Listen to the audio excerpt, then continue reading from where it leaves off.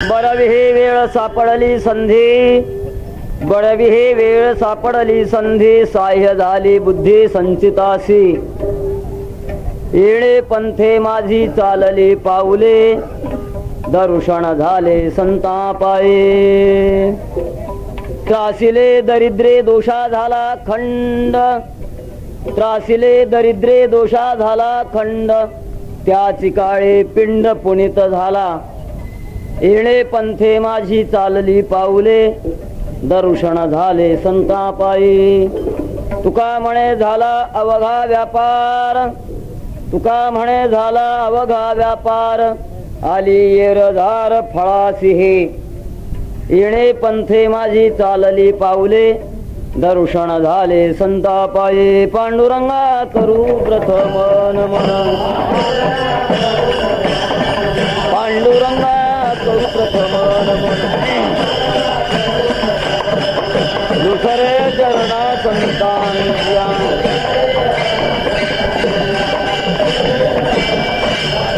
त्यांच्या कृपादाने कथेचा विस्तार,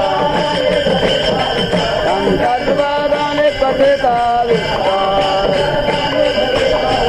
बाबाजी सद्गुरुदास तुका,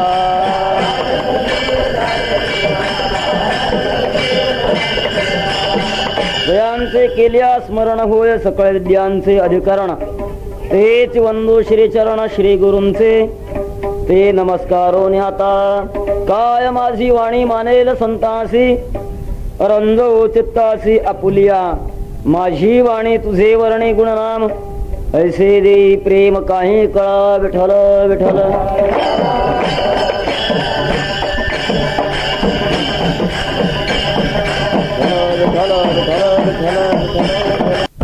बरविही वेळ सापडली संधी, साह्य झाली बुद्धी संचितासी.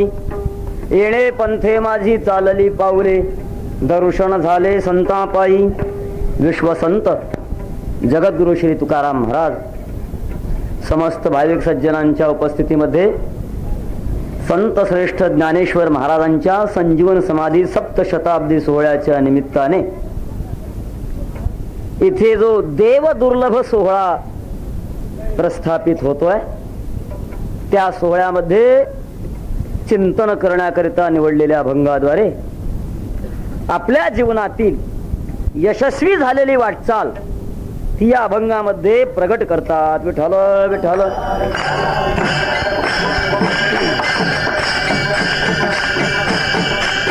विठ्ठल विठ्ठल विठ्ठल विठ्ठल.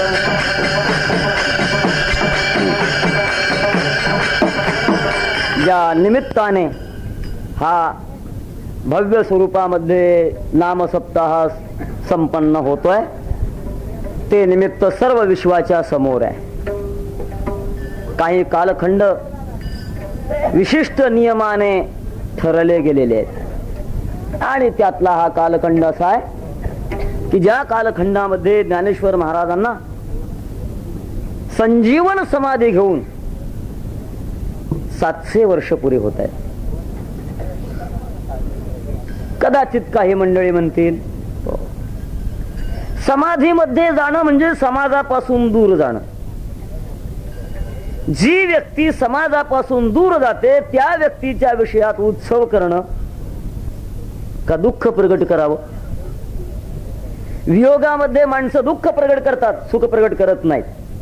प्रपंचामध्ये बघा, कोणी असं म्हणतो का घ्या पेढे, कशाचे वाटतात, मुलगा मेला म्हणून, असं कोणी म्हणत नाही. वियोगाचा उत्सव नसतो. वियोगाचं मनुष्य दुःख प्रगट करतं, शोक सभा घेतात अलीकडच्या भाषेत. पण असंही असताना ज्ञानेश्वर महाराजांचा समाधीच्या रूपानं वियोग होत असताना सुद्धा सर्व विश्वाला उत्सव करावासा वाटतो. याच्या पाठीमागे एक महत्वाचा शब्द आहे आणि तो शब्द म्हणजे संजीवन. विठ्ठल विठ्ठल विठ्ठल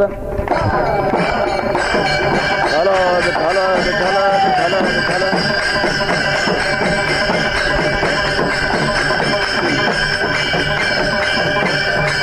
समाधीस्थ पुरुष जे असतात ते संजीवित असतात. संजीवन म्हणजे चांगलं जगणं, हा संजीवन शब्दाचा अर्थ आहे. समाधी अवस्था त्याला म्हणतात. की जिच्यामध्ये माणसाच्या वाट्याला आनंद यावा. कळत न कळत प्रत्येकाला आपल्या जीवनामध्ये समाधी लागावी हे असं प्रत्येकाला वाटतं. समाधी म्हणजे काय? कळत न कळत माणसाला वाटतं की जो अलौकिक आनंद आहे, जो आनंद प्रपंचामध्ये कधी माणसाला मिळत नाही, तो आनंद ज्याच्यामध्ये मिळतो त्याला समाधी म्हणतात. हे सर्वसाधारण प्रत्येकाला माहित आहे. पण असंही असताना समाधी ज्यांना मिळते त्यांना योगी म्हणतात, संत म्हणतात. सामान्य प्रापंचिक माणसाला समाधी मिळत नाही. तरी पण आपली भूक माणसं समाधी शब्द वापरून गाजवतात. एखादा मनुष्य झोपी जाऊ लागला, समाधीत गेला म्हणतात. एवढा आनंद लुटतात फुकटचा. पण खऱ्या अर्थानं ती समाधी नव्हे. समाधी तिला म्हणतात की ज्याच्यामध्ये ज्याचं चित्त जगाच्या अवस्थेमध्ये येतच नाही, जगाशी चिटकतच नाही. झोप वेगळी आणि समाधी वेगळी. झोपेमध्ये गेलेल्या पुरुषाला जर हाक मारली तर तो ओ देतो, ऐकतो. काही वेळेला झोपेमध्ये माणसाकडनं व्यवहार घडतो. झोपेचे अनेक तऱ्हा आहेत, अनेक नमुने आहेत. काहीच्या झोपा अशा असतात की अर्ध्या डोळे उघडे ठेवूनच असतात. काहीची झोप अशी असते ज्या जागेवर झोपतात उठत असताना 10 फुटावर उठतात. काही माणसं तर याही पेक्षा पलीकडचे आहेत. घरात झोपतात आणि रस्त्यावर उठतात. हे झोपेतच होतं. झोपेचे अनेक प्रकार आहेत. मला झोप सांगायची नाही आपल्या पुढे, समाधी सांगायची आहे. पण अशाही समाधी अवस्थेमध्ये माणसाला, झोपेमध्ये माणसाला हाक मारली तर माणसं उठतात. आणि उठतात म्हणूनच माणसं त्याला अंथरुणावर ठेवतात. झोपेत गेलेली माणसं जर उठली नाहीत तर माणसं त्याला अंथरुणावर ठेवणार नाहीत. झोपेमध्ये त्याला व्यवस्था असते, तो जागा असतो एक प्रकारचा. झोपेमध्ये एक अंश त्याचं मन जागा असतं तर दुसरं अंश झोपलेलं असतं. नकळत अज्ञानानं ते भारलेलं असतं. अशी झोपेची अवस्था आहे. समाधीचं यापेक्षा वेगळं आहे. समाधीस्थ पुरुष असा असतो की त्याला किती हाका मारा तुम्ही, तो उठणारच नाही. आपला शब्द त्याच्या वृत्तीपर्यंत पोहोचू शकत नाही. समाधीस्थ माणसाला जर उठवायचं असेल तर त्याच्याकरता योगीच पुरुष लागतो. त्याला आपल्या भूमिकेतून समाधीमध्ये गेलेल्या माणसाच्या अंतःकरणात शिरण्याची ताकद असावी लागते. दुसऱ्याच्या मनामध्ये घुसण्याची एक मोठी योग शक्ती आहे, ती असावी लागते. कमीत कमी ती नसेल. ज्याला सर्वसाधारण समाधी लागली अशा माणसाला जर उठवायचं असलं, एक साधा प्रयोग आहे. त्याच्या माथ्यावर थंड पाणी टाकावं आणि माथा चोळावा, म्हणजे तो पुरुष समाधीतून उठत असतो. विठ्ठल विठ्ठल.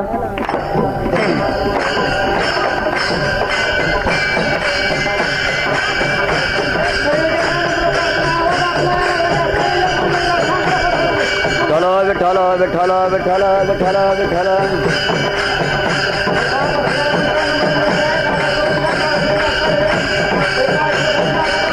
विठ्ठल विठ्ठल विठ्ठल विठ्ठल विठ्ठल विठ्ठल विठ्ठल विठ्ठल विठ्ठल. बोला पुंडलिक वरद श्री ज्ञानदेव. विठ्ठल विठ्ठल विठ्ठल विठ्ठल विठ्ठल. आपण समाधी या शब्दाविषयातलं काही चिंतन करत होतो. योगी पुरुषाला उठवावं लागत असतं. ज्ञानेश्वर महाराजांची समाधी फार वेगळी आहे. उठवण्याची गरज नाही. जगाला ज्या गोष्टीची गरज आहे त्या गोष्टीची जाण ज्ञानोबारांना समाधीमध्ये होते. हे कशावरून म्हणाल? आपण सगळ्या ज्ञानोबारांच्या पासूनचा इतिहास जर समोर घेतला तर हा इतिहास आपल्याला शिकवतोय की ज्ञानेश्वर महाराजांची समाधी संजीवन आहे. जो अलौकिक ज्ञानोबारांनी ग्रंथ जगाकरता दिला त्या ग्रंथामध्ये शब्दामध्ये काही अशुद्ध शब्द घुसले आणि अशुद्ध शब्द घुसल्यानंतर ते दूर करण्याची ताकद या जगामध्ये फक्त नाथ महाराजांच्या जवळ होती. ज्ञानेश्वर महाराजांनी नाथ महाराजांच्या स्वप्नामध्ये जाऊन अशी आज्ञा केली. अजान वृक्षाची मुळी कंठासी लागली, योनी अलंकापुर स्थळी काढी वेगी, अशी आज्ञा नाथ महाराजांना दिली. आणि नाथ महाराज म्हणतात, ऐसे स्वप्न होता आलो अलंकापुरी, तव नंदी माझारी देखिले द्वार. नाथ महाराज 400 वर्षानंतर आळंदीला गेले आणि ज्ञानोबारांचं दर्शन घेण्याकरता प्रयत्न केला. उठविला नंदी ढवळा शिवाचा, उघडली शिळा विवराची. समाधीचं विवर बाजूला केलं आणि शिळा बाजूला करून आत नाथ महाराज घुसले. समोर पाहिलं दिव्य तेज पुंज मदनाचा पुतळा, परब्रह्म केवळा बोलत असे प्रत्यक्षात कैवल्य स्वरूप असणारे ज्ञानोबा समाधीमध्ये नाथ महाराजांना बोलायला लागले आणि बोलत असताना ज्ञानेश्वरी ग्रंथ दिला आणि शुद्ध करण्याकरता आज्ञा केली. कशाचं लक्षण आहे? संजीवन समाधी असल्याचं लक्षण आहे. त्या कालानंतर जगद्गुरु तुकाराम महाराज ज्या अवस्थेमध्ये ज्या वेळेला अवताराला आले होते आणि त्याच अवताराला आळंदी क्षेत्रामध्ये एक मनुष्य ज्ञानोबारांच्या दरबारामध्ये धरणं घेऊन बसला होता. ज्ञानेश्वर महाराजांनी त्या धरणे करायला साक्षात दृष्टांत दिला आणि सांगितलं, तू आता तुझं समाधान इथं होणार नाही, तू देहूला जा आणि तुकाराम महाराज तुझं समाधान करतील. तुकाराम महाराजांच्याकडे पाठवल्यानंतर तुकाराम महाराज म्हणतात, काय ज्ञानेश्वरी उणे तीही पाठविले धरणे. एखाद्या कीर्तनकाराने दुसऱ्याकडे जर काही मंडळी पाठवली तर ज्यांच्याकडे पाठवेल त्याला असं वाटत असतं हम भी कुछ है, आम्ही कोणीतरी आहोत असं वाटत असतं. पण ज्यांचं उच्च अशा प्रकारची जीवनस्थिती आहे त्यांचा प्रकार वेगळा. तुकाराम महाराज उलट म्हणतात, काय ज्ञानेश्वरी उणे तेही पाठविले धरणे. त्यांच्याकडे काय उणवतं माझ्याकडे पाठवलं. मी हे जे आपणास काही याच्यातले वेचे आपल्याला सांगतोय, समाधी ही संजीवन कशी आहे याचा काहीसा चिंतनाचा भाग आपल्या समोर आणण्याचा मी प्रयत्न करतोय. त्याच्यानंतर काही कालानंतर संत श्रेष्ठ हैबतराव बाबा ज्यांचं जीवन मध्य प्रदेशामध्ये सरदारकी करण्यामध्ये गेलं, जन्मस्थान कराड तालुक्यामध्ये आरफळ म्हणून गाव, पण मध्य प्रदेशामध्ये सरदारकी करण्यामध्ये गेलं आणि आपली सरदारकी टाकून काही संपत्ती घेऊन रस्त्याने येत असताना काही चोरांनी त्यांना अडवलं आणि एका गुहेमध्ये कोंडलं. देवीला नरबळी देण्याची त्यांची प्रथा. त्यांना असं वाटलं की गिराईक सापडलंय. हैबतराव बाबांना नरबळी द्यायचं ठरलेलं होतं. हैबतराव बाबांनी ओळखलं की आता मला या संकटातून सुटका करण्याकरता फक्त ज्ञानेश्वर महाराजच समर्थ आहे. तिथेच हात जोडले आणि सांगितलं, माऊली या संकटातून मी जर बाहेर आलो, उरले ते हरी तुम्हा समर्पण, सगळं आयुष्य तुमच्या चरणारविंदाकडे देईन. नंतर ज्ञानोबारायांनी त्या चोरांचा जो मालक त्याच्या स्वप्नामध्ये गेले आणि सांगितलं, ज्या शब्दग्रस्ताला तू कोंडून ठेवलाय त्यांना मोकळं कर, त्यांना जीवदान दे आणि घरापर्यंत पोहोचव. त्याला वाटलं स्वप्न ये. एकदा झालं, दोनदा झालं, तीनदा ज्ञानेश्वर महाराज परत गेले आणि सांगितलं, लक्षात ठेव तुला सांगतोय, हे जर तू करणार नाहीस तर तुझा एकुलता एक मुलगा जगणार नाही.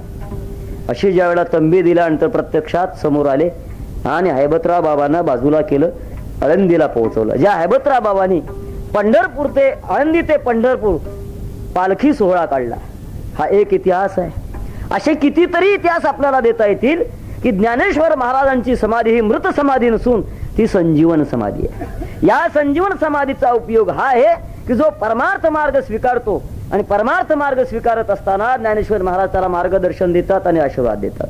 म्हणून नाथ महाराज म्हणतात, साधकाचा माय बाप, साधकाचा माय बाप,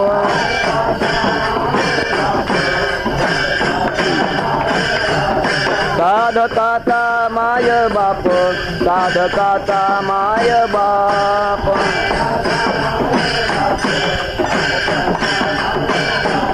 दरुषणे हरी ताप, दरुषणे हरी ताप,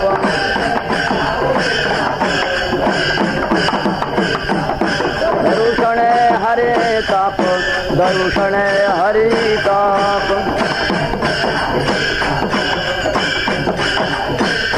सर्वाभूते सुख रूप, सर्वाभूते सुख रूप,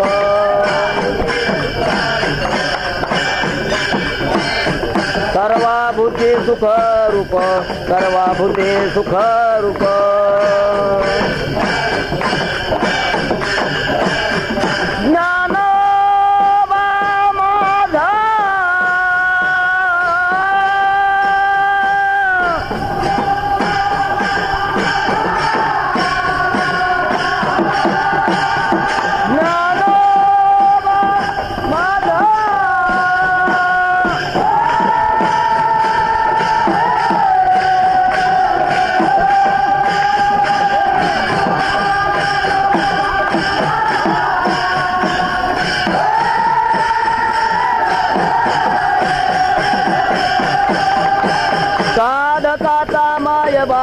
साधकाचा माय बाप, साधकाचा माय बाप, साधकाचा माय बाप.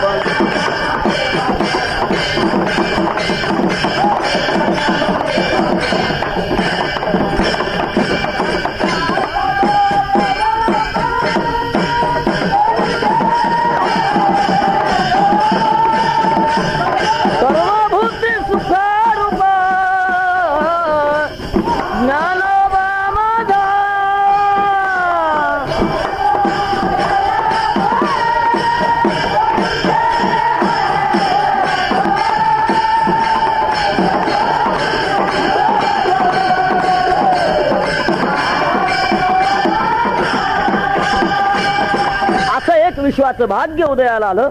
ज्ञानेश्वर महाराजांनी समाधी जी घेतली ती यावत चंद्र दिवा करो. परमार्थाची साधना करणारे जेवढे साधक आहेत त्या साधकांना आशीर्वाद देण्याकरिता, कृपा करण्याकरिता, आणि ही कृपा आपल्या जीवनामध्ये त्या क्षणापासून निर्माण होऊ शकली हा आनंद म्हणून समाधी सोहळा आहे. विठ्ठल विठ्ठल.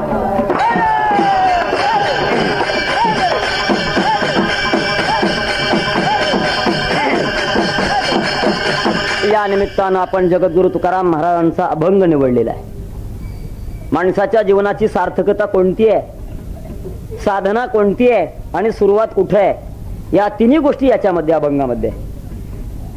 माणसाच्या उत्क्रांतीची, पूर्णतेची सुरुवात कुठून होते, त्याचा मध्य कुठे असतो आणि त्याचा शेवट कुठे होतो, हे सर्व चिंतन महाराजांनी या अभंगामध्ये प्रगट केलेलं आहे. जीवाच्या विषयात आपण विचार करायला गेलो तर सतत प्रवास जो करतो त्याला जीव म्हणतात, आणि ज्याचा प्रवास संपला त्याला संत म्हणतात.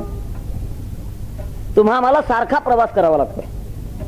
प्रवास आपल्याला काही वाहनाच्या द्वारे घडणारा त्याला आपण प्रवास म्हणतो, पण प्रवासाचं ते नाव आहे की एका जाग्यावर स्थिर न राहणं हे प्रवासाचं लक्षण आहे. जगामध्ये 5 मेलेले जिवंत असून त्याच्यामध्ये एक प्रवासी आहे. जिवंतोपि मृता पंच व्यासेन परिकीर्तिता दरिद्रो व्याधितो मूर्खो प्रवासी नित्य सेवका.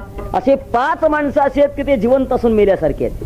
त्याच्यामध्ये जीवाला प्रवास करावा लागतो. कसा प्रवास करावा लागतो, अनेक देहामध्ये जावं लागतं.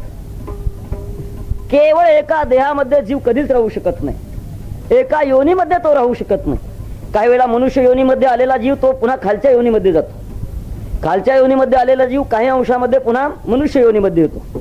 मनुष्य योनीमध्ये आलेला जीव आपलं सत्कर्म जर केलं, आता अधिक पुण्याई जर प्राप्त झाली त्याच्या जीवनामध्ये, तर तो देव योनीला जातो. एकच जीवात्मा अनेक अशा प्रकारच्या देहामध्ये भ्रमण करत असतो. किती दिवसाचं हे भ्रमण आहे महाराज सांगतात. हिंडता गव्हाणे गा शिणलो येरझारी न मिळेची दाता कोणी जन्म दुःख निवारी. कीर्ती हे संतामुखी तो मज दाखवा हरी पांगुळा पाय देतो नांदे पंढरपुरी. आपलं जीवन हे प्रवासी जीवन आहे हे ज्यांना समजलं नाही ती माणसं प्रवासामध्ये आनंद म्हणतात. आपण कुठे चुकलो हे सुद्धा कळावं लागत असतं. आपण प्रवासात आहोत, बदलत्या काळात आहोत, ओघात आहोत. किती जलद गो ओघ आपल्या जीवनामध्ये, सारखं बदलतो आपण. मी नेहमी सांगत असतो आपलं जीवन किती बदलणारं जीवन आहे, क्षणाक्षणाला बदलणारं जीवन आहे. असा क्षण नाही की त्या जीवनामध्ये आपण बदलत नाही, प्रत्येक क्षणामध्ये बदलतो. जन्माला येण्याचा जो क्षण होता तो क्षण 1 वर्ष झाल्यानंतर राहिला नाही, टिकला नाही, तो बदलला. 40 वर्षापर्यंत कदाचित आयुष्य असू द्या, 39व्या वर्षी जे जीवन होतं ते 40व्या वर्षामध्ये राहिलेलं नाही. गेल्या वर्षामध्ये जसं आपण होतो तसं या वर्षामध्ये नाहीये. गेल्या महिन्यामध्ये जसं होतं तसं या महिन्यामध्ये, गेल्या आठवड्यामध्ये जसं होतं तसं या आठवड्यात नाही. काल जसं होतं तसं आज नाही, सकाळी जसं होतं तसं आता नाही. कीर्तनाच्या अगोदर येताना जसं होतं तसं कीर्तन संपल्यानंतर राहणार नाही. हे निश्चित आहे. इतका जलद अशा प्रकारचा वेग आपल्या जीवनामध्ये. प्रत्येक श्वास म्हणजे आपल्या जीवनातला बदल आहे. हा झपाट्यानं होत असणारा बदल. आपल्याला वाटतं की आपण काहीतरी धरून बसलोय, कुठेतरी स्थिर आहोत, कुठे आपण स्थिर नाही. जीवदशा तिलाच म्हणतात की जी अस्थिर असते ती जीवदशा. विठ्ठल विठ्ठल.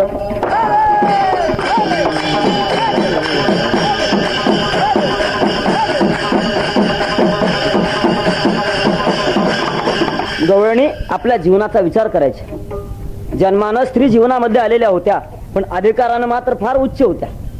मनुष्य कोणत्या शरीरामध्ये आला म्हणजे तो उच्च असतो असं सांगता येत नाही.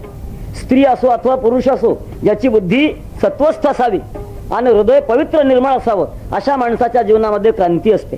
तो मनुष्य महापुरुषामध्ये गणला जातो. गवळणी या देहानं जरी स्त्रिया होत्या, परंतु अधिकारानं फार उच्च होत्या. त्या आपल्या जीवनाचा विचार एकमेकांमध्ये सांगत होत्या. एक गवण म्हणते आपल्या जीवनातली किती अस्थिरता आहे. येणे एकले ओ जाणे हे शेवटे,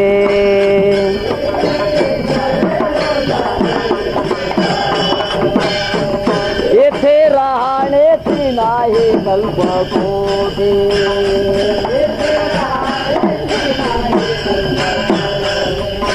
जोडिले धन ते न चले लक्ष कोटे.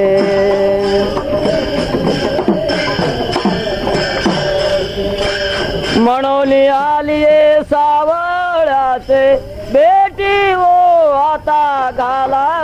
याच्या पायावर, आता झाला ओ याच्या पायावर.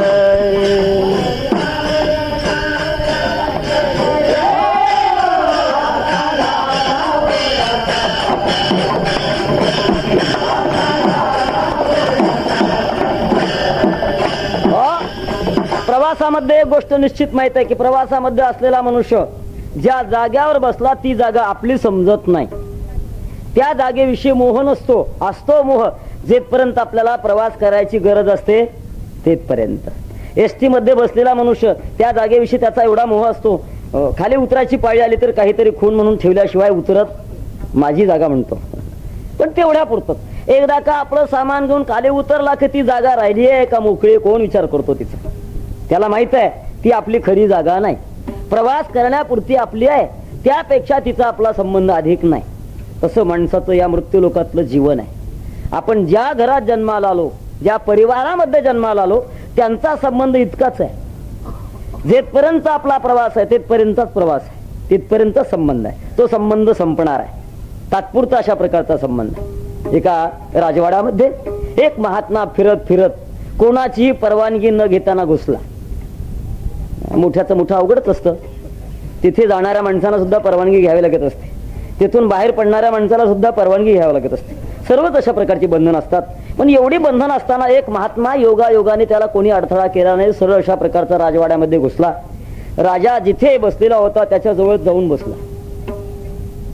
महात्म्याला काय, मुंगी आणि राव आम्हा सारिखाच जीव. राजा विचार करतो, महात्मा दिसतोय, पण महात्म्याने आपल्या आपल्या पद्धतीप्रमाणे वागावं. त्याची जागा वेगळी, हा राजवाडा आहे, हे राजसिंहासन आहे. आणि इथं जवळ आला. लागलीच म्हणाले, का हो महात्माजी तुम्ही इथं आलात, कोणाच्या परवानगीला आलात? त्यांनी सांगितलं परवानगीचं काही कारण नाही. परवानगीचं कारण नाही म्हणजे काय धर्मशाळा समजता का? महात्म्याने सांगितलं धर्मशाळा म्हणणं चालू. मग तर राजाच्या तळपायच्या आग मस्तकाला गेली. एवढा मोठा राजवाडा, आणि हा राजवाडा माझ्या ताब्यामध्ये असताना धर्मशाळा म्हणतो. धर्मशाळा कशावर म्हणतात? धर्मशाळा तिला म्हणतात की जिच्यामध्ये माणसं अनेक जण येतात, राहतात आणि निघून जातात. तिला काय म्हणतात? धर्मशाळा. राजा तुला प्रश्न विचारतो, तुझे वडील कुठे आले होते, कुठे जन्माला आले? मी याच राजवाड्यामध्ये. राहिले इथंच, गेले याच राजवाड्यात. तुझे आजोबा कुठे जन्माला आले? याच राजवाड्यात. गेले कुठं? इथून. पंजे कुठे जन्माला आले? याच राजवाड्यात. गेले कुठं? इथूनच. अरे अनेकांची यादी जिथे येतात जातात, येतात जातात, जिथं येणं जाणं चालतं तिला धर्मशाळाच म्हणतात. विठ्ठल विठ्ठल.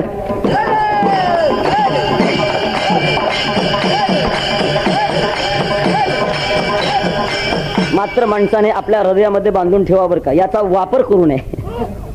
जर कदाचित कोणी म्हणेल मग आपल्या घराचा काय हरकत नाही, रजिस्ट्री कोणाला करून द्यायला हरकत नाही, कारण धर्मशाळाच आहे, असा त्याचा अर्थ नाही. त्याच्याविषयी मोह नसावा, त्याच्याविषयी आसक्ती नसावी. का आसक्ती नसावी याचं कारण आपण प्रवासी आहोत, फार काळ राहणारे नाहीत. एक क्षण असा येणार आहे की त्या क्षणाला पडोने जाईल कलेवर, पडोने जाईल कलेवर.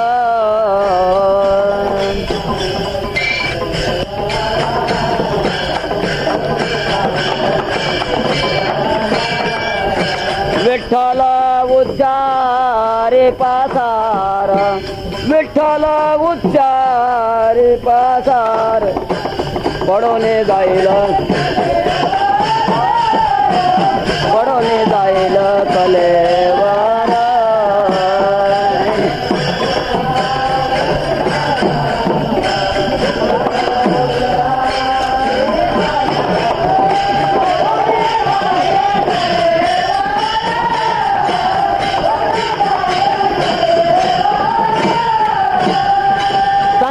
असा की हे जीवन म्हणजे प्रवासाचं जीवन आहे. एवढंच नव्हे, या जीवनाला भूतकाळ फार गेलेला आहे आणि भविष्य काळामध्ये आपण जर प्रवास थांबवला नाही तर पुन्हा प्रवासच करत लावा लागणार आहे.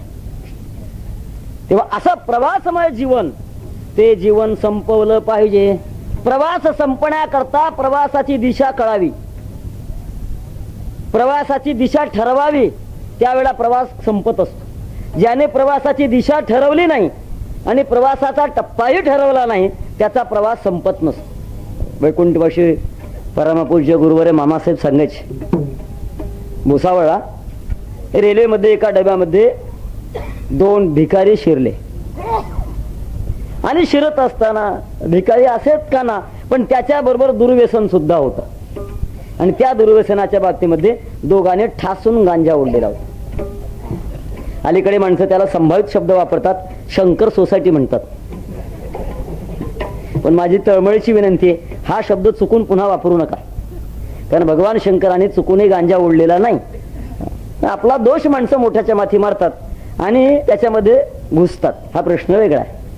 गांजा खूप अशा प्रकारचा ओढलेला आणि दोन्ही भिकारी डब्यामध्ये शिरलेले होते. गाडी सुरू झाली आणि त्या धुंदीमध्ये त्या दोघांचं बोलणं चालायला लागलं. आपको कहाँ जाना है? एक म्हणतो हमें नागपूर जाना है. दुसरा त्याला विचारतो आपको कहाँ जाना है? तो म्हणतो हमें बंबई जाना है. जवळ बसलेल्या माणसाला विचार पडला, ही गाडी तर मुंबईला निघाली आहे, याच्यामध्ये एक जणाला नागपूरला जायचंय. अर्थात एकाची गाडी निश्चित चुकली आहे. लवकर त्यांना सावध करावं आणि पुढच्या स्टेशनवर यांना उतरण्याची आपण व्यवस्था करावी, या काळजीने तो जवळ गेला आणि त्यांना जाग करण्याचा प्रयत्न करू लागला. देखो आपको कहाँ जाना है? तो बोले हमें नागपुर जाना है. आपको कहाँ जाना है? आपको बम्बई जाना है. ये देखो ये गाड़ी जो है वो बम्बई जाने वाली है, नागपुर नहीं जाने वाली. तो नागपुरला जाणारा म्हणतो हमें क्या नागपुर जाकर और बंबई में जाकर कहीं भी जाकर भी काही मागना है. आम्हाला काही सुख दुःख नाही. मुंबईला गेलो तरी भीक मागावी लागते, नागपूरला गेलो तरी भीक मागावी लागते. मी कशा करता सांगितलं, त्याला हसायचं कारण नाही. आपलं सुद्धा असं चाललंय. आपल्याला कुठे जायचंय? कुठेही जायचंय. कुठेही जायचं हे ठरवू नये. कुठे जायचंय निश्चित ठरवावं. ज्याने आपलं जाण्याचं ठिकाण ठरवलं त्याला साधक म्हणतात. विठ्ठल विठ्ठल.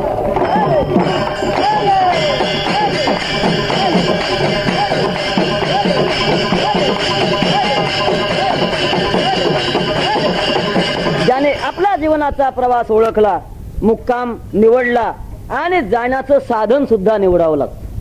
योग्य साधन आपल्या मुक्कामाकडे पोहोचवणारं असावं लागतं. त्याची दिशा योग्य अशा प्रकारचे असावी लागते. जगद्गुरु तुकाराम महाराज या सर्व विचारामध्ये तंतोतंत अशा प्रकारचं सावधतेनं आचरणामध्ये आणणारे. महाराजांनी निश्चय केला की आपल्याला जायचंय कुठे, जिथे गेल्यानंतर पुन्हा माणूस हा वेगळा राहू शकत नाही, जिथे माणसाला पूर्ण शांती प्राप्त होते, जिथे गेल्यानंतर माणसाची अपूर्णता संपते, भेद शिल्लक राहत नाही, अज्ञान शिल्लक राहत नाही, वासनेचा उगम होत नाही, असं सर्वांगानं पूर्ण असणारं जे जीवन आहे त्या जीवनाची आपल्याला प्राप्ती करून घ्यायची. मग त्याच्याकरता आपण सुरुवात केली पाहिजे. आपल्या जीवनामध्ये एक महत्वाची सुरुवात आहे.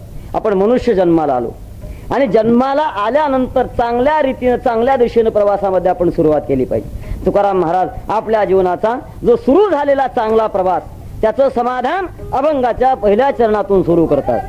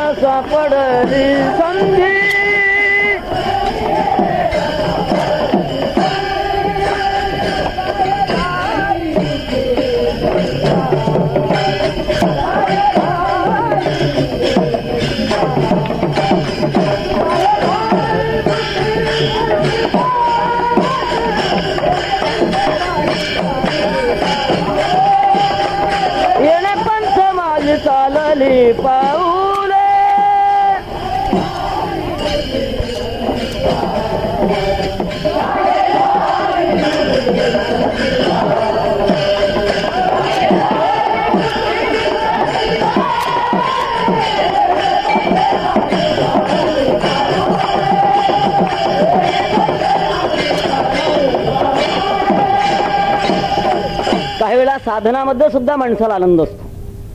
योग्य प्रकारचं साधन जर असलं तर त्या साधनामध्ये सुद्धा मनुष्य आनंदी होतो. संसारामध्ये चांगले वाईटपणा हा माणसाच्या भावनेचा धर्म आहे. वाईट गोष्टीला सुद्धा मनुष्य चांगलं म्हणत असतो आणि चांगल्या गोष्टीला सुद्धा चांगलं म्हणत असतो. ज्या गोष्टीची माणसाला अतिसवय असते, अतिसवय झाल्यानंतर वाईट गोष्टीला सुद्धा मनुष्य चांगलंच म्हणत असतो आणि चांगल्याही गोष्टीला चांगलं म्हणत असतो. चांगला वाईटपणा हा वस्तुस्थितीवर अवलंबून आहे, तो तुमच्या आमच्या सवयीवर अवलंबून नाही. महाराज आपल्या जीवनातला एक चांगला अशा प्रकारचा प्रकार झालेला तो प्रगट करतात की माझ्या जीवनामध्ये ही वेळ बरवी आली म्हणतात. बरवी म्हणजे चांगली आली. प्रत्येकाच्या जीवनामध्ये कुठल्या ना कुठल्या वेळेमध्ये जगावं लागत असतं. काही वेळेचा धर्म असतो की त्या वेळा माणसाला चांगल्या अशा प्रकारचा लाभ करून देतात. अनुकूल योग असले, अनुकूल संधी का निर्माण झाली की त्या अनुकूल संधीचा परिणाम आपल्याही जीवनामध्ये अनुकूल योग येत असतात. म्हणून काही चांगल्या कामाकरता माणसं मुहूर्त शोधत असतात. अमृत सिद्धी योग,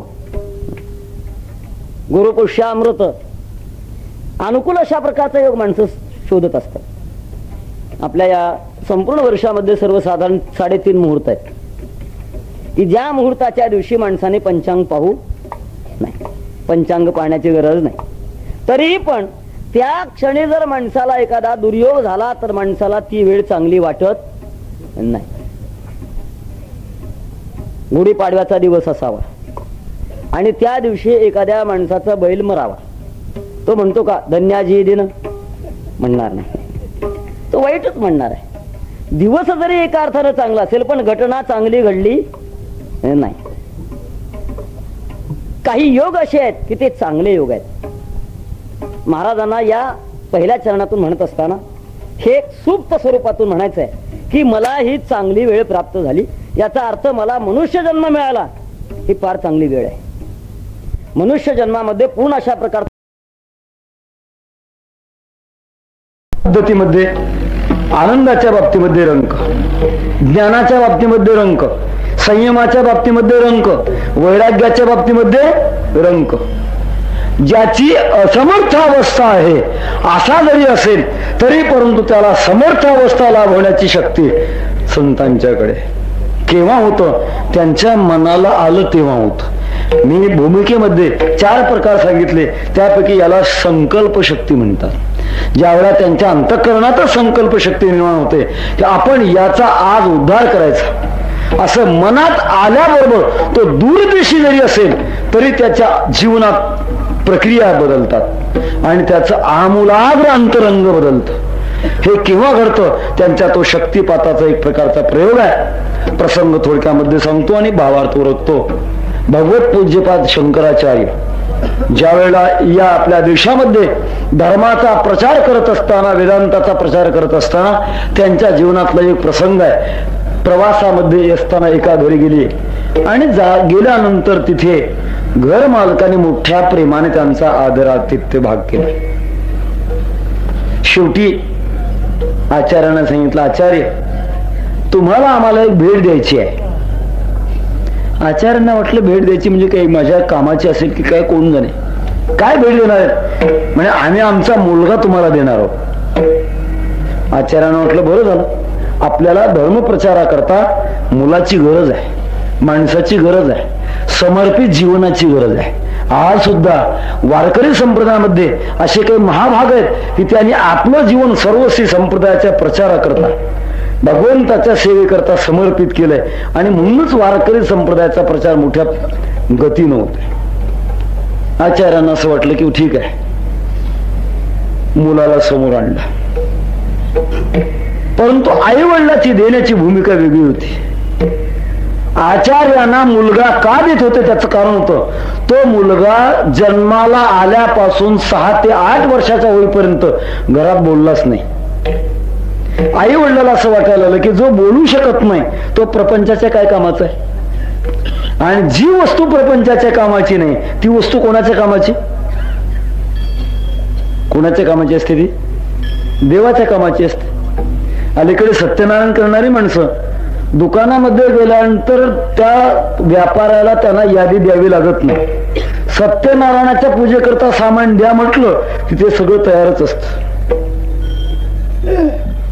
किडक्या, सुपाऱ्या, कुजक्या, खारका, जे संसारात कोणालाच चालत नाही ते मात्र देवा करता चालत.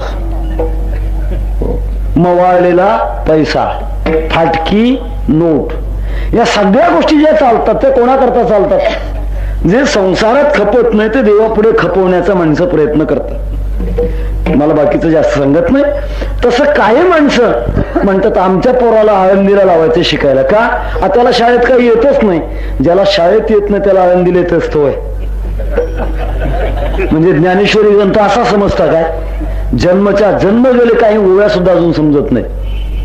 भयानक विद्वान माणसाचं काम आहे. तुम्ही त्याच्यावर कित्येक कालानुकाल, कित्येक युगाच्या युग त्याच्यावर PhD करत बसा, थांग लागणार नाही. असा अथांग अशा प्रकारचं ते ज्ञान आहे. आणि ज्याला प्रपंचातलं ज्ञान नाही अशी माणसं म्हणतात आळंदीला पाठवायचे. पाठवा, ठीक आहे, परंतु त्या वृत्तीतून पाठवू नका, श्रद्धेतून पाठवा. संसारातला कौ झाला म्हणून पाठवू नका, तो सेवेकरता योग्य म्हणून पाठवा.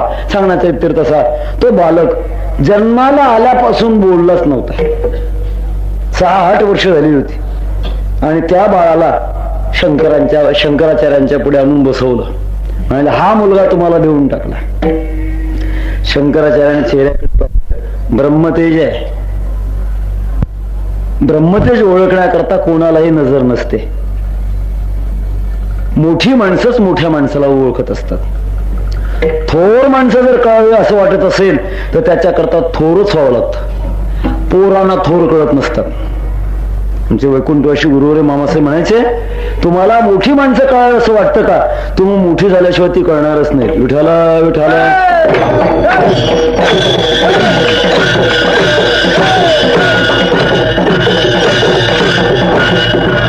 मोठ्या माणसाच्या जवळ राहायला म्हणजे ते काही समजत असतात काय? आणि असं जर असतं तर छत्रपती शिवाजी महाराजांच्या जवळ राहणारा जो मावळ्यांचा वर्ग, छत्रपती जर समजले असते तर कल्याणच्या सुभेदाराची सून भेट म्हणून छत्रपतींना आणलीच नसती. त्यांचा काय अधिकार आहे, त्यांची काय वृत्ती आहे, हे जवळच्या मावळ्यांना कळाली. का सांगतो, जवळ राहायला म्हणजे माणसं कळतात असं मुळीच नाही. फक्त कळण्याची नजर असावी लागते. शंकराचार्यांना समजलं हा दिवा वेगळा आहे, हा अनावृत्त दिवा आहे. शंकराचार्याने विचारलं, बाळा कस्त्वम शुशो कस्य कुतोसी गंता किन्नाम त्वम तो आगतोसी. हे बाळा कुठून आलास, काय नाव आहे तुझं, कशा करता आलास, असे प्रश्न केले. प्रश्न केल्यानंतर त्याचं नाव होतं त्रोटक. त्रोटकाच्या लक्षात आली गोष्ट, आपल्या जीवनाचा अत्यंत भाग्याचा क्षण आहे. आता तोंड उघडायला हरकत नाही. त्रोटकाने तोंड उघडलं आणि उघडल्यानंतर सांगितलं, महाराज नाहम मनुष्यो न च देवयुक्षो न ब्रह्मचारी न गृही वनस्थो. मी मनुष्य नाही, मी ब्रह्मचारी नाही, मी कुठल्याही प्रकारच्या वर्गातला नाही. भिक्षु न चाहम निजबोध रूप, मी निजबोध रूप आहे. असं म्हटल्यानंतर शंकराचार्यांच्या गोष्ट लक्षात आली. का लक्षात आली? हा नित्य स्वरूपाचा आहे. सांगण्याचा इतर तसा की ज्याने आपल्या संकल्प शक्तीद्वारा ज्यांच्यावर आपले प्रयोग केले आणि त्याचा परिणाम त्यांच्या जीवनामध्ये भयानक अशा प्रकारचा प्रयोग झाला, याचं कारण आहे समर्थाचं मन आहे. महाराज म्हणतात, असं समाज परिवर्तन करण्याकरिता, समाज परिवर्तन त्यांच्याकडूनच घडतं की ज्यांच्या इच्छेमध्ये शक्ती असते, तेच समाज परिवर्तन करू शकतात. म्हणून महाराज म्हणतात, तुका म्हणे आले समर्थाचे मना तरी होय राहणार अंक त्याचा. गुणदोष याती न विचारी काही ठाव दिला पायी आपुल्या. आपण जवळजवळ 6:30-7 वाजेपासून बसलेले असाल. आपल्या अवधानाची परीक्षा न पाहताना एक 5 मिनिटांमध्ये पुढचं चिंतन संपवणार आहे. तत्पूर्वी मोठ्या प्रेमाने हाताने टाळ्याने मुखाने परमात्म्याचं नामचिंतन करूया. विठोबा रखमाई जय जय विठोबा रखमाई, जय जय विठोबा रखमाई, जय जय विठोबा रखमाई, जय जय विठोबा रखमाई, जय जय विठोबा रखमाई, विठोबा रखमाई.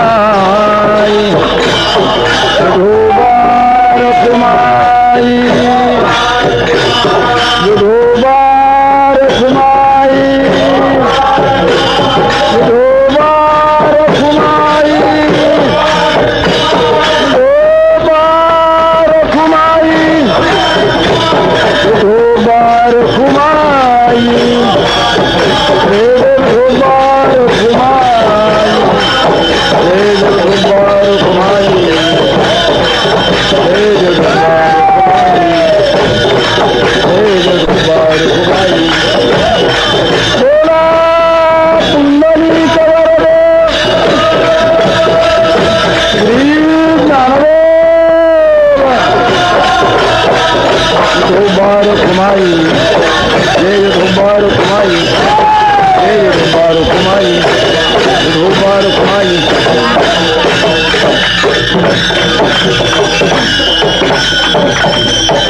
संताने सरता केलो तैशा परी, चंदनाने बोरी व्यापिल्या. गुणदोष याते न विचारे काही, ठाव दिला पायी आपुल्या. संतांच्या मनात आल्यानंतर बदल होतो असं तुकाराम महाराजांचं म्हणायचंय. मनात आल्यानंतर बदल होईल कसा, आणि मनात येणं ही शक्ती कशी असू शकते. आपल्या मनात आल्यानंतर आपल्या मनासारखं आतापर्यंत संसारात कधी झालं नाही, आणि संसाराच्या कक्षेत कधीच होणार नाही. आणि संतांच्या मनात आल्यानंतर त्यांच्या मनासारखं होतं कसं, हा एक महत्वाचा प्रश्न आहे. आणि दुसरा एक छोटासा असा प्रश्न आहे, संतांच्या मनात येतं केव्हा, की ज्याद्वारा तुमचा आमचा खऱ्या अर्थानं उद्धार अर्थात सरते आपण होणार, हे संतांच्या मनात केव्हा येणार आहे. अशा दोन महत्वाच्या विषयाचं थोडक्यामध्ये चिंतन करून सेवा समर्पित करणार आहे. विठ्ठल विठ्ठल.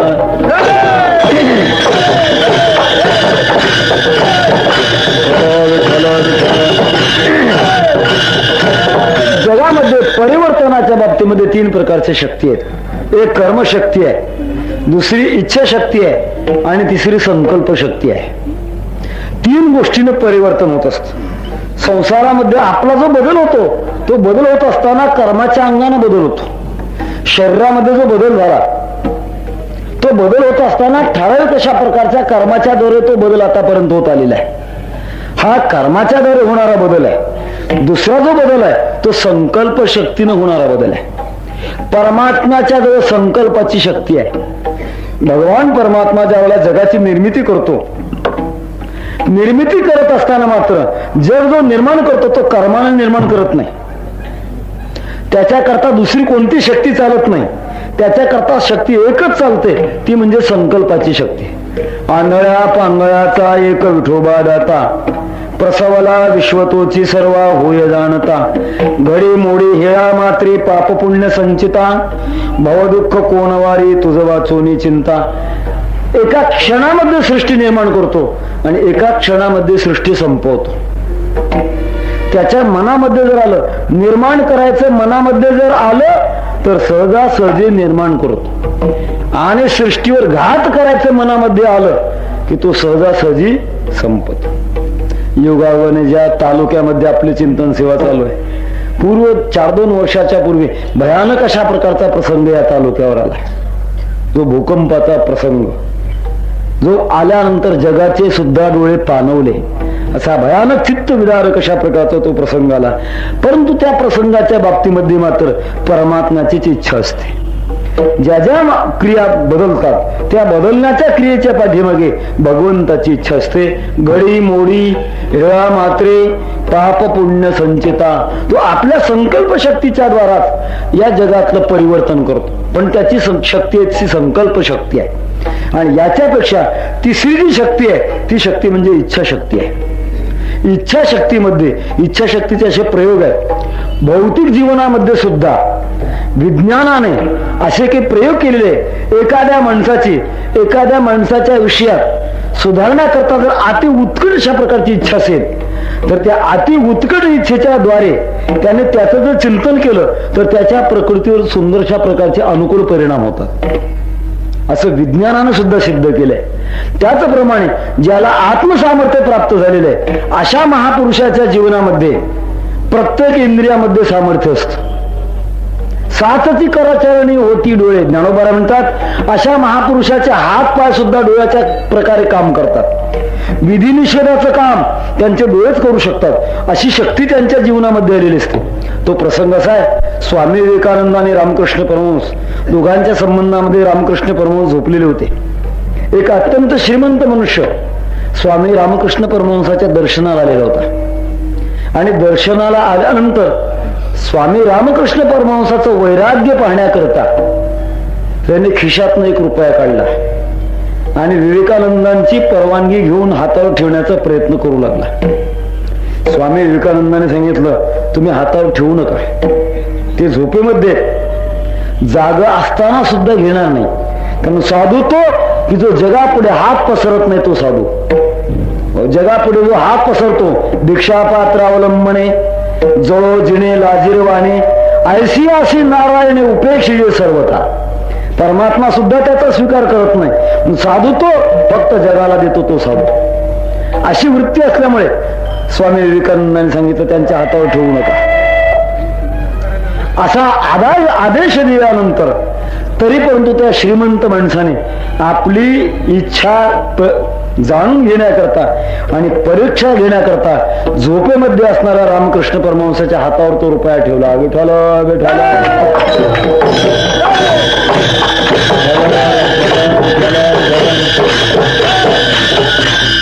रुपया ठेवल्यानंतर जसा अग्नी पोळावा झोपेमध्ये असणारे रामकृष्ण किंचाळत उठले आणि हात झडकून दिला. साचची करचरणी होती डोळे. हातामध्ये सुद्धा अशी शक्ती येते, हे आपल्याला निषिद्ध आहे आणि हे आपण स्वीकारलं न पाहिजे. अशी शक्ती ज्यांच्या इंद्रियामध्ये येते त्यांच्या मनामध्ये काय शक्ती येणार नाही. अशी शक्ती संचित असल्यामुळे ज्या जीवात्म्यावर शक्ती पाठ करण्याची इच्छा होते त्याच्या जीवनामध्ये कायापालट होतो. तुका म्हणे आले समर्थाचे मना तरी होय राहणार रंक त्याचा. असा संतांच्या मनामध्ये जो शक्तिपात करण्याचा भाव निर्माण होतो तो केव्हा येतो त्यांच्या मनामध्ये? कोणतीही चेतन शक्ती त्याच वेळेला प्रसन्न होते की ज्या वेळेला त्याच्या मनोनुकूल पुढची व्यक्ती चालते. वडील कोणत्या मुलावर प्रसन्न होतो? जो मुलगा आपल्या वडिलाच्या सांगण्याप्रमाणे वागतो त्याच्याच प्रमाणे त्याच्यावर तो बाप प्रसन्न होतो. हा जगाचा स्वभाव आहे. संत जगामध्ये जे सांगतात, जे जो उपदेश करतात त्या उपदेशाचं अनुकरण जी माणसं करतात त्या अनुकरण करणाऱ्या माणसाच्या विषयात संतांच्या मनात येतं. तुकाराम महाराज सांगतात आम्ही तेने सुखी मना विठ्ठल विठ्ठल मुखी एर तुमचे वित्त धन ते मद मृत्तिके समान कंठी मिरवा तुळशी व्रत करा एकादशी म्हणवा हरीचे दास तुका म्हणे मज हे आस. अशी जी महाराजांची उपदेशाची पद्धती आहे, संतांचं जे मानस आहे ते मानस जे सांभाळतात त्यांच्या विषयात संतांच्या मनात येतं आणि मनात आल्यानंतर उद्धार होतो. ज्ञानेश्वर माऊली ज्ञानराज माऊली तुकाराम देव ज्ञानेश्वर माऊली ज्ञानराज माऊली तुकाराम देव ज्ञानेश्वर माऊली ज्ञानराज माऊली तुकाराम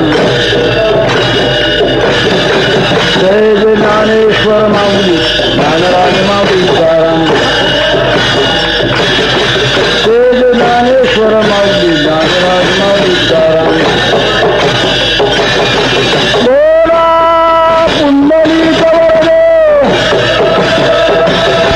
श्री ज्ञानदेव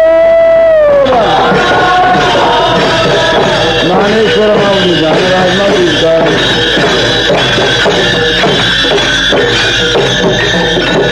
तुका म्हणे आले समर्थाचे मना तरी होय राहणार अंक त्याचा. गुणदोष याते न विचारे काही ठाव दिला पायी आपुलिया. प्राप्त वेळेमध्ये प्रसंगानुसार आपण झालेली चिंतन सेवा भगवान परमात्म्याच्या चरणी जगद्गुरु श्री तुकाराम महाराजांच्या चरणी समर्पण करत आहोत. या अभंगाचं तात्पर्य एकच आहे की माणसाचं जीवन हे संतांशी सन्मुख व्हावं. संतांशी सन्मुख होणं याचा अर्थ असा की त्याने जो कल्याणाचा मार्ग सांगितलेला आहे त्या कल्याणाच्या मार्गाचा स्वीकार सर्वांगानं करावा आणि असा जर स्वीकार केला तर त्याचा परिणाम संत प्रसन्न होतात आणि आपल्या जीवनामध्ये कृपा करतात. वेळ आल्यानंतर संत पुन्हा उशीर लावत नाही. जगद्गुरु तुकाराम महाराज झोपीमध्ये असताना स्वप्न पडलं आणि स्वप्नामध्ये बाबाजी चैतन्याने त्यांना सर्त केलं. मंत्र दिला रामकृष्ण हरी. असा सरतेपणाचा जो वेळ आहे तो अवकाश आल्यानंतर संत सर्त करून घेतात, एक रूप करतात, पूर्ण करतात. असा जो संतांचा जीवनातला नियम आहे तो नियम तुकाराम महाराजांनी आपल्या अनुभवाने सांगितला आणि ज्यांच्या जीवनामध्ये हे सांगण्याचे उपकार आहेत म्हणूनच अशा पद्धतीची सेवा त्यांची या ठिकाणी चालवली आहे. आपल्या उस्मानाबाद जिल्ह्यामध्ये वारकरी संप्रदायाच्या प्रचाराकरता ज्यांचा सिंहाचा वाटा आहे असे उस्मानाबाद जनता बँकेचे प्रमुख मॅनेजर श्रीयुत हरिभक्त परायण म्हटलं तर त्यांना ते बरंचसं वाटणार नाही, परंतु अस्तित्व त्यांच्यामध्ये आहे. वसंतरावजी नागदे साहेब यांनी आपल्या वारकरी संप्रदायाच्या प्रचाराच्या अत्यंत पोटतिडकीतून अनेक प्रकारचे कार्य आरंभिले आणि त्यांना जी जी काही सहकारी मंडळी लाभली त्या सहकारी मंडळींच्या माध्यमातून आपल्या या जिल्ह्यामध्ये वारकरी संप्रदायाच्या प्रचाराचं आणि सेवेचं कार्य उत्तम प्रकारे सुरू आहे. त्यातला हा एक प्रकारचा स्तुत्य प्रयत्न आहे. ज्या जगद्गुरु तुकाराम महाराजांनी सामान्य जनतेवर अत्यंत तत्वज्ञानाचे उपकार केले, भक्तीचे उपकार केले, सामान्य माणसाच्या उद्धाराकरता यावत आयुष्य ज्याने आपलं खर्च केलं, संसाराच्या नावे घालून या शून्य वाढता हा पुण्य धर्म केला, हरिभजन हे ढवळले जग चुकविला लाग कळी काळाचा. अशा जगद्गुरु तुकाराम महाराजांचे तुमच्या आमच्यावर कळत न कळत उपकार आहेत. त्यांचं आपल्याविषयी प्रेम आहे आणि आपलीही त्यांच्याविषयी कृतज्ञता व्यक्त करण्याच्या दृष्टिकोनातून त्यांच्याच या सांगण्याच्या उपदेशातून हा अखंड हरिनाम सप्ताह सोहळा साजरा होतोय. आपण या प्रसंगामध्ये गाथ्याचं पारण करता, महाराजांच्या शब्दाचा विचार करता, त्याबरोबरच महाराजांच्या नामचिंतनाचा सुद्धा जयघोष करायला पाहिजे. या पद्धतीप्रमाणे सर्वांनी हाताने टाळ्याने तुकोबारायांचं भजन करायचं आहे. तुकाराम तुकाराम तुकाराम तुकाराम तुकाराम तुकाराम तुकाराम तुकाराम तुकाराम तुकाराम तुकाराम तुकाराम तुकाराम तुकाराम तुकाराम तुकाराम तुकाराम तुकाराम बोला पुंडलिक वरदे तुकाराम तुकाराम तुकाराम तुकाराम तुकाराम तुकाराम तुकाराम तुकाराम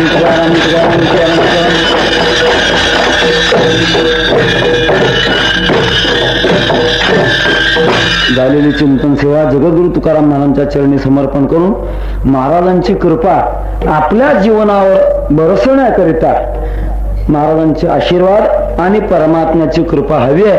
तेव्हा त्या कृपेकरता त्या कृपेच्या द्वारे आपण ज्या मार्गात आलो निश्चितच आपण निश्चित अशा प्रकारच्या मार्गामध्ये आलेलो. त्याचं कारण आहे तेने पंथे माझी चालली पाऊले दर्शन झाले संताप आहे. जगद्गुरु तुकाराम महाराजांच्या गाथा हातामध्ये आलेली आहे, ज्ञानोबारांची ज्ञानेश्वरी हातात आली. नक्कीच आपलं भाग्य आहे त्या मार्गाने आपण चाललेलो आहोत. चाललेला जो मार्ग आहे तो निर्विघ्नपणे परमात्म्याच्या चरणापर्यंत पोहोचावा अशी प्रार्थना करून चिंतन सेवा समाप्त करतो.